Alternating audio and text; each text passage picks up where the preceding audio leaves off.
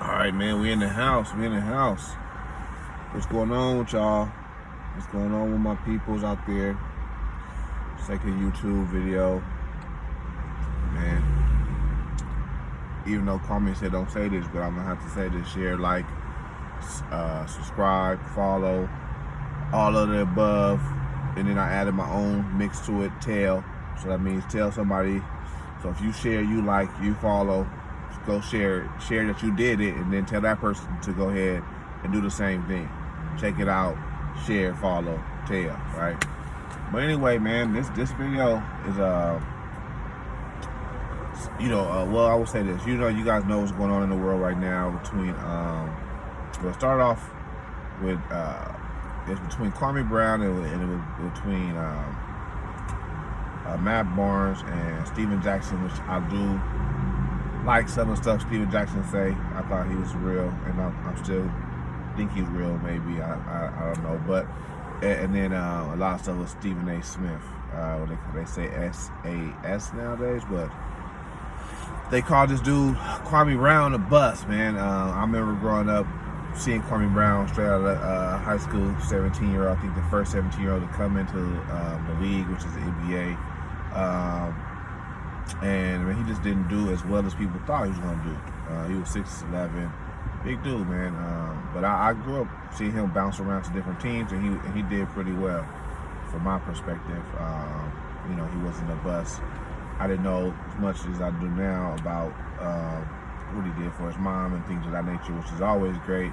When anybody in any in our community could do good things for their mom, if it's not buying them a house, but just take care of business, for your mom and your dad. You know what I'm saying? Your dad's supposed to be able to take care of business by a certain age.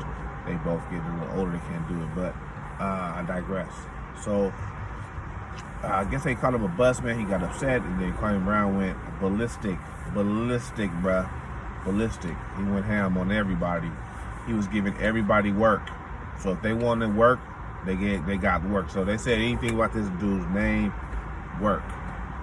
And I think he calls it, my mama's cooking. So he was cooking foods. He was straight cooking. But the thing about this YouTube message that we're going to go down and debark on is the ideas that he had, man. Ideas and some of the people he's shooting down, and how he changing the game on YouTube, where you could just keep it 100, man. Keep it 1,000 and try to do the right thing for our people, because that's what he talks about a lot. And I believe that Kwame Brown was destined to go through being a so-called bust to get to where he is at this point now. Speaking that I'm about to preach.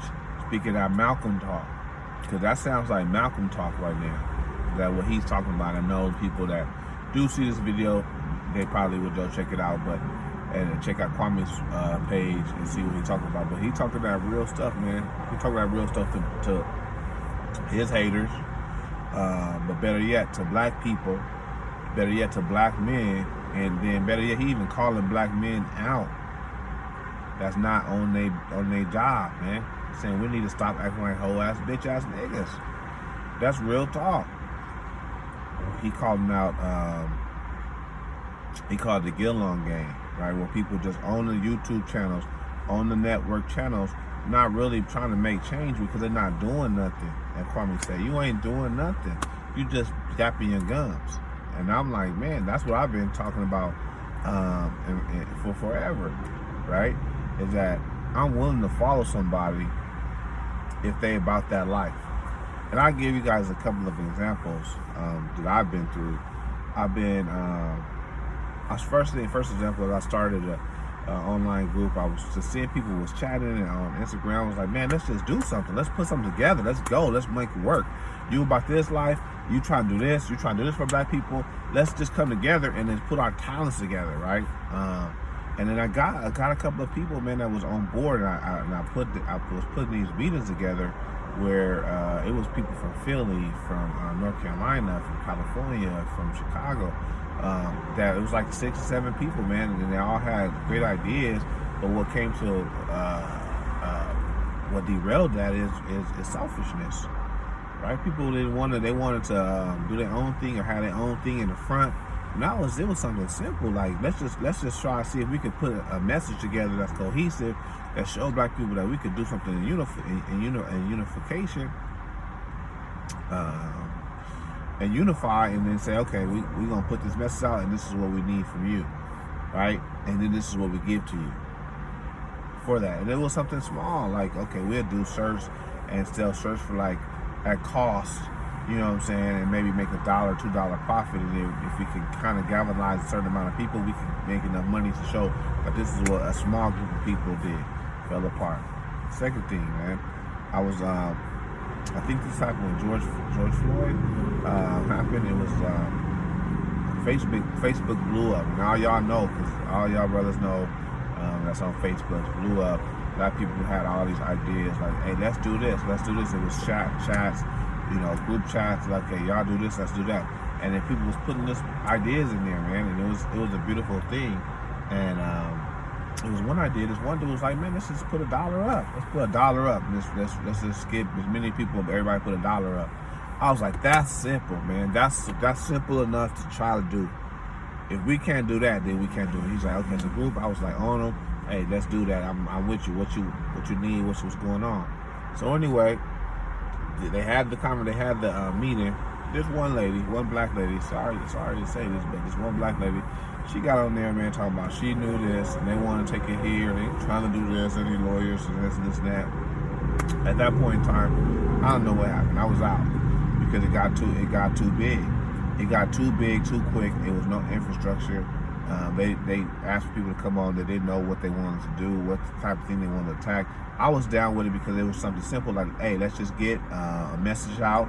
Let's put something together that's cohesive and looks great, and put it out, and let's get $1 from each person right now. That's it. It can't hurt nobody, right? But then, like I said, fell apart. Nothing happened from that group. I'm not feeling that nothing happened from that group, and that's a problem. And I think that's what Kwame said. Is he says a lot of things about do the work, right? He had a thing about with Boyce, right? I know you guys know Boyce Watkins. He's a dude that speaks about older than cat, so he's an elder to me, and Kwame, right? So he's a cat that speaks a lot about black finance and black people first. He sounds like a nationalist, but then at the same time, the thing is that Kwame was saying that he doesn't really do any work. He just bumps his gums, and they got it back and forth a little bit. And I don't think Kwame was saying in a disrespectful way. He was just highlighting it because the dude Boyce Watkins was saying things that he just shouldn't have been saying. If as an elder, he should have just came at him and been like, hit him, because they both can hit each other. You know what I'm saying? They both can figure out, how can I reach out to this dude and let this dude know. So I think that's what rubbed Kwame wrong. But the good thing I took from what Kwame Brown is saying is that people like that. And I'm not saying I'm not a Boyce Watkins fan, but I think that he has part of it right about the finance, and it's something that you could take from him. If he was in the war room with you, you could take some of his messages and be like, okay, I see that, because I think he has some of the messages, but some of the things now I'm not in agreement with. But that's here nor there. But Kwame hit it on the head, man. Is that the people that are in the forefront in our community don't do the work, man. They just there. They for the fame, man. They for the nod. That's all they want is a nod. Like, oh man, that person's doing it. And they all know in our community, a lot of people for the nod. And I'm gonna keep it 100. A lot of people. I'm gonna hold off on that. A lot of people for the nod. That's all I say. A lot of people do. I went to the homeless shelter. I did this. I did that. I did this. But they really not for. Let me give up my life to figure this shit out for my people. When they talk about it, if you don't talk about for your people, I can't hold you to that. Okay, well, you know what? It needs to be about my people. No, if you want to be about getting that Gucci, making sure your immediate family's cool, and that's what you talk about, I'm gonna leave you there. I'm gonna be like, okay, that person never came at this situation like, oh man, we need to come together. We need police brutality to stop. We need white people to stop doing and stop oppressing us and oppressing us and blase. Then if you don't speak like that, I'm not gonna say nothing to you. But if you do speak like that, then I'm speaking to you. And I think that's what Kwame's saying, is that if you speaking like that, then you need to be able to show that you creating programs for the masses. That's what Malcolm said. Malcolm said the masses. He didn't say I'll create a program for 23 people over here in Kansas, or 23 people in California, or 23 people in Alabama, or 50 people out. He said for the masses. Malcolm X was always about the masses, and I think that's what Kwame is saying, is that he's holding people to the fire right now, saying that y'all not about the life, y'all about the nod. Y'all want the nod. Oh, that dude did that right there in that community, but we still struggling. We still struggling. I'm struggling. My brother's struggling. My sister's struggling. I can go down to the hood right now and show you struggle. Struggle. I can show you where brothers and sisters are not working right now. But then a lot of things, we got to hold ourselves accountable, because we don't want to take certain jobs either. But then we got to hold ourselves accountable too and say, well, why we don't want to take those jobs? I mean, the thing is, those jobs might not pay well, but at the same time, we gotta figure out what are we holding our standards to versus a man or a woman working and just getting the job done versus what job that person does. But that's a whole nother chat. But back to what I was saying, is that I think that's what Kwame is saying, is that my biggest takeaway from Kwame is saying that, man, and he says this all the time, is what you doing, nigga, what are you doing? You're not doing nothing. You haven't done no work. He said this, you haven't created no programs. And I'll say this, like, the thing is, we all about Kwame right now. Oh man, Kwame hot, man. Kwame going fire. Kwame. I see dude, and the funny thing is, I see women and dude. I look at chats. Everybody probably look at the chat of what people say, and I look at that to gauge, like, what's the real commitment? Like, what are people really saying? And it's funny because we all about Kwame right now, man. Kwame's going in. He fired, man. He telling the truth, man. He knocking heads off. Blah blah blah blah blah. Right? And the funny thing is, I see women say it, and I see men say it. But I'll be honest with you, I look at it differently when a man says it versus a woman says something. Because I look at when men say things, because we say things, sometimes we don't say things like women say them, meaning from the thought process, right? Women are always ready to go ahead and say something, a tweet, a talk, fire off something. A man you have to be moved to say something. So when I look at men that say something, I wonder, like, why won't us as men come together and start to build? You know what I'm saying?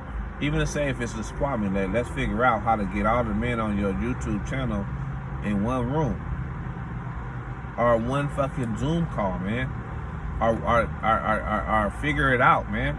But the thing is, that's where the work come in. It's hard to do that. That's small, man. That's not saying that you got to come with a business plan, come with money to finance the plan, how to feed the people. That's none of that, man. That's none of that. And that's the thing that we say. Oh man, we're the first thing to say. Oh man, we hate or dislike white people, or oppressors, right? And like I said, I'm not really about just white oppressors. I'm about general oppression for African American and African in this world, right? So we all about that. But the thing is, honestly, I'm not saying they put in the work by themselves to do it. But the thing is, the infrastructure that we live under is kept afloat by oppressors.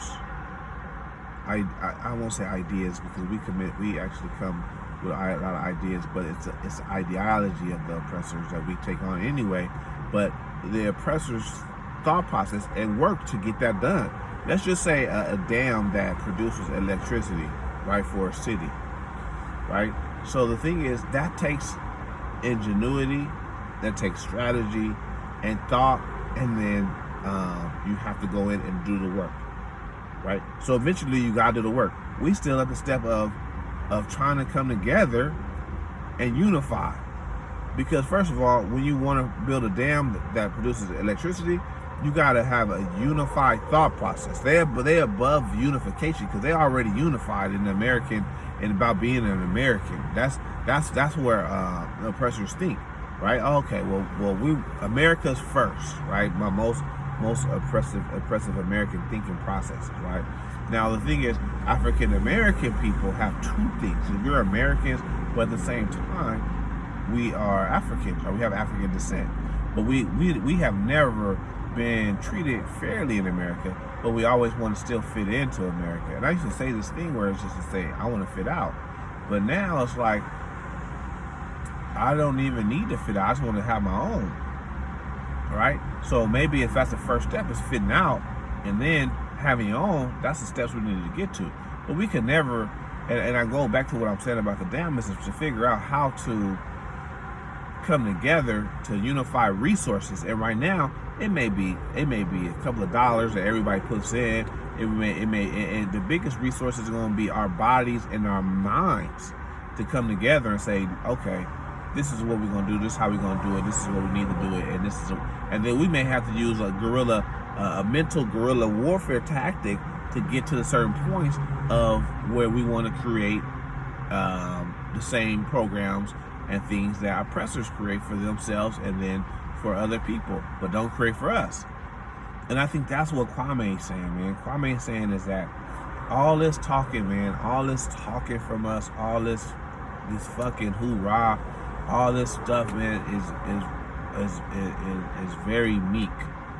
And he calling men out, and that's a beautiful thing. And I'm with y'all, man. I'm taking that call out for myself, is that we gotta step up, right? And I'm saying men, but that still includes women. Because I think of you guys as equals to us in every way, right? So the thing is that he's calling us out, and he said this shit is just talking on internet YouTube channels. It's bullshit. It's a lot of us, man, that are out there. And I watched this dude named TD Hip Hop Channel News. I'm sorry if I'm getting it wrong. Man, that dude right there, tight, bro, tight. I mean, he gives you a perspective on the news from, and it's an economic news channel, basically, from what's really going on, from our black leadership to economics in Africa and Chinese, and how it correlates to us. So you got dudes like him. You got dudes everywhere. You got dudes who we don't even know. You know what I'm saying? That have ideas, but we can never have a council. We can never get together because everybody wants to do their own thing. Everybody wants to be their own person, and you can be that, man.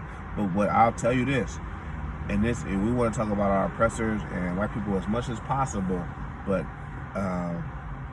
no matter what, they get the job done. And that shit is not fucking easy. I'll be honest with you. You, as African people and African American people, we cannot say, oh man, we would not do certain things to get. We would have to have hard choices, and we have to figure out those hard choices. Every kingdom has a hard choice to make sure it builds this kingdom or it maintains this kingdom. And we haven't even came close to those choices, but we criticize oppressors and we focus on oppressors for those choices that they make, right? Which are wrong for us, because we the one that's getting the butt end of those. But let's figure out how we can become the ones that make those choices and then become powerful enough to either make a better choice to not become oppressors, right? And say we could build without being oppressive and have an oppressive thought process, right? But we have to try to figure out how to get to that power point and say, you know what? Let's do the work and let's build a community that wants to become free, versus equal, you know? And I think that's a lot of what I get from Kwame, man, and what he's talking about. And I hope that you guys can figure that out and take that too and say, man, I appreciate this cat. I appreciate this cat for just being honest, being real, being strong, man. As a black man, I appreciate him for being strong. Versus seeing, and I'm not going to be the one that calls out other channels and be like, hey, this dude is whack, this dude is this, and that. But we know what's going on. If you hear how I speak versus somebody else speak, then you know that's not what I'm about. And everybody has a lane, right? Everybody has a lane, and stay in your lane and do what you do best, right? So my lane is not talking about finance. You know what I'm saying? My lane is not, I'm not a guru on black studies. I'm not. I'm a dude from the hood, made it out a little bit, but still feel like as an elder, we got way more steps to do. I'm tired of seeing the white narrative, the oppressive narrative of things on television. I'm tired of seeing black people divided. I'm tired of seeing black men divided, black women divided, right? I'm tired of seeing black-owned business only care about themselves. I'm tired of seeing black people only care about themselves versus the masses of us. And because if you care about the only way to create a kingdom, you have to care about the masses of you guys, because a kingdom is a mass. It's not 5 people as a kingdom, right? So a king cares about the whole flock, right? Not just the rich flock, not just the strong flock, not the basketball flock, right? So I'm gonna leave on saying this, man. Kwame's message is very powerful, but if we don't do nothing with it, it's gonna be a waste. It's like Colin Kaepernick. He had a powerful platform, and all we did is say, man, that dude, I'm gonna kneel with him. I believe in what Colin Kaepernick said. That dude lost millions of dollars. Unlike LeBron, and I don't call out black people, but I think LeBron's a good dude. I bought his jersey. I don't buy niggas' jerseys and wear niggas' names on my back. But I fuck with LeBron. But I'm saying it's not LeBron himself. But the thing is, LeBron speaks out, so I'm speaking out. I'm speaking out because LeBron speaks out on LeBron. But Colin Kaepernick lost millions of dollars playing football. LeBron really hasn't sacrificed that. And that's the difference. It's going to take that sacrifice. I didn't say LeBron's not a good cat, but it's going to take that type of sacrifice to lose something. You ain't got to lose your life in this day and age, but to lose something so valuable to you, that you probably can never get back to become free. And when Colin Kaepernick did that, the only thing we did is give him a pass on the back, man. Maybe wear some shirts. That shit played, bro. That shit played. If you want real freedom, you're going to have to stand up and fight, man. You're going to first unify. So again, I'm going to leave y'all with this message. On this channel, we're going to keep it 1,000. We're going to keep it 100. If you're about that life, I don't care if you're rich, if you're a frat, if you gay, if you straight, if you gangbanger, if I don't care if you, obviously I love women are equal to us, so if you're a woman, I don't care none about that, man. If you're about black unification, man, come on in, man. Come on in. Let's talk about it. Let's flood the chat, say what you will, and I'm going to get back with you. I'm going to have my email up. I'm going to create these. I'm not creating a Patreon. I don't want money right now. I don't want your money right now. I don't want it. I want your. I want you to unify. I want you to like, subscribe, tell, follow. That's the first step. I want to figure out how we can get galvanize our whole entire community across the states, and then come with one, and then figure out the next step, which would be the economic portion. But first, let's start small, man. Let's start real small on just creating a space for us to unify, right? So I will be coming out with the, you will have my email up if you want to reach out to me. If I will have the site up, right? So you can kind of follow and see more of the idea of what's going on, because I know people just don't want to be like, hey, I'm about to follow and I'm about to show. No, I want you to see it. I want you to be able to see it, feel it, right? We're gonna have the email, so you can go ahead and the email network set up, so you can leave an email so we can get back with you. We won't get back with you with no bullshit, you know what I'm saying, about buy this, buy that. It'll be updates about what's going on, and let you know how many people we have, because ultimately the goal is to reach 2.5 million people. So if that's what we want to make sure that we get to that goal, because like I said, it's only work here. We want to work here to get to that goal. We want to work here to make sure that we can create, once we get to the first goal, get to the second goal. Once we get to the second goal, get to the third goal. And the ultimate end game is to create programs for black people, African and African American people, that can move you forward. So we're not going to create programs that are going to keep you stagnant. We're going to create programs, job programs, learning programs, kid centers, things like that we can create, that creates jobs. Because ultimately we want to create jobs. We want to create wealth, long-term wealth for your family, long-term education for your family, something that is outside of American thinking.